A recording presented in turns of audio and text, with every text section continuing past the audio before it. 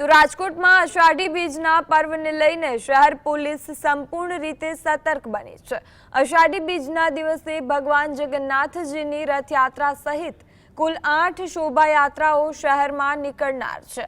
તહેવારને શાંતિપૂર્ણ અને સુચારુ રીતે ઉજવાય તે માટે પોલીસે વિવિધ સમાજોના આગેવાનો સાથે બેઠક યોજી જરૂરી માર્ગદર્શન આપ્યું।